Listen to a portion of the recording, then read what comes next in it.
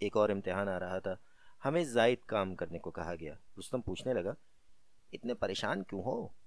روفی بولے، کیا بتائیں، صبح کام، شام کو کام، کام کام، تنگ آ گئے۔ اتنا کام کب سے شروع کیا؟ کل سے شروع کریں گے۔ رستم پڑھا لکھا تھا، اس نے وعدہ کیا کہ ہمارا ہاتھ بٹائے گا اور حساب کے سوال نکال لیا کرے گا۔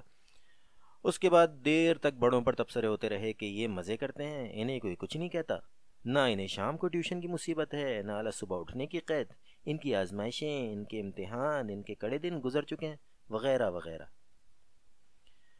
پھر ہمارا امتحان ہوا، ہمیں کچھ اور بتایا گیا تھا لیکن پرچے کچھ اور ہی آئے، چنانچہ ہم کچھ اور ہی لکھائے، بس فیل ہوتے ہوتے بچے۔ ہر ایک نے ہمیں حسب توفیق ڈانٹا۔ باورچی نے ہمدردی کے طور پر پوچھا، سنا ہے آپ کا امتحان اتنا اچھا نہیں رہا، کیا بات ہوئی؟ روفی بولے، بات یہ ہوئی کہ مجھے پتہ نہیں تھا کہ کوہ سیرا نویدا دریائے مسیسپی اور ٹمبکٹو کہاں ہیں۔ میں تو ہمیشہ یہی کہا کرتا ہوں کہ اپنی چیزیں سنبھال کر رکھا کرو۔ ماسٹر صاحب ہمارے پرچے لے کر آئے۔ پہلے انہوں نے تعلیم کی اہمیت اور محنت کے فوائد پر چھوٹا سا لیکچر دیا، پھر غلطیاں گنوانی شروع کی۔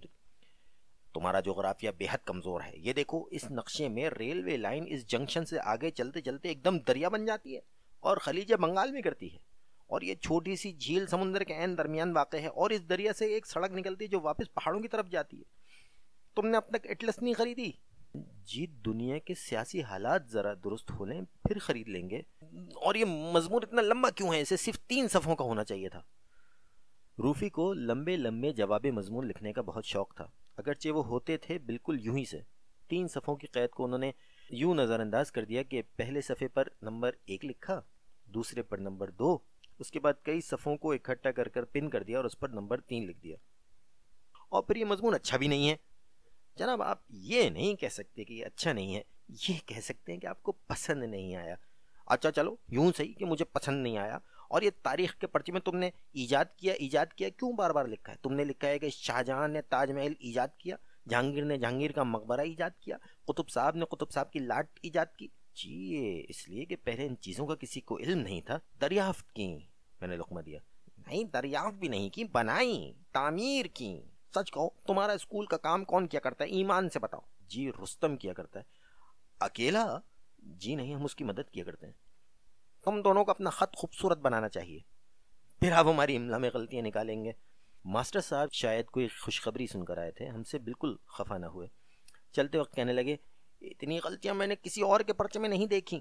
جی غلطیاں تو سبھی کرتے ہیں، اسی لیے تو پینسل کے ساتھ ربڑ لگائی جاتی ہے، روفی مؤدبانہ بولے۔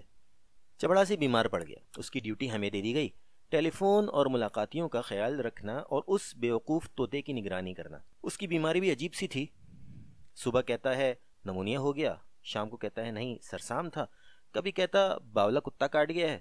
اسے ثابت کرنے کے لیے اس نے کتے کے بھونکنے کی نقل بھی اتاری۔ پھر رستم نے اسے بتایا کہ اس مرض میں مریض مر جاتا ہے لیکن بھونکتا ہرگز نہیں۔ چنانچہ اس نے مرض فوراً بدل لیا۔ یہ مرض تپ دق، مالیخولیا، خون کے دباؤ، زکام وغیرہ سے ہوتا ہوتا آج سے پر آ کر رکا۔ آخر میں اس نے فیصلہ کر لیا کہ اس پر کسی بھوت کا سایہ ہے۔ شام کو ہم باورچی خانے میں بیٹھے تھے، باورچی کھانا پکا رہا تھا، رستم پاس بیٹھا تھا۔ بھوتوں کے قصے ہو رہے تھے۔ رات تم سوتے ہوئے شور مچا رہے تھے۔ میں نے روفی سے کہا، میں بھونکتے ہوئے کتوں کو رات بھر دیکھتا رہا، تم نے وہ شور سنا ہوگا۔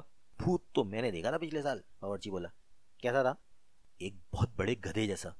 تم اپنے سائے سے ڈر گئے ہوگے، رستم نے بتایا۔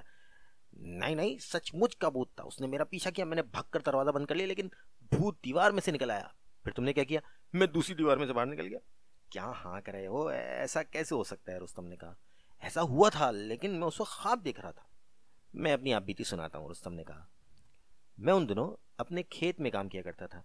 کھیت کے راستے میں قبرستان بھی پڑتا تھا اور شمشان بھی۔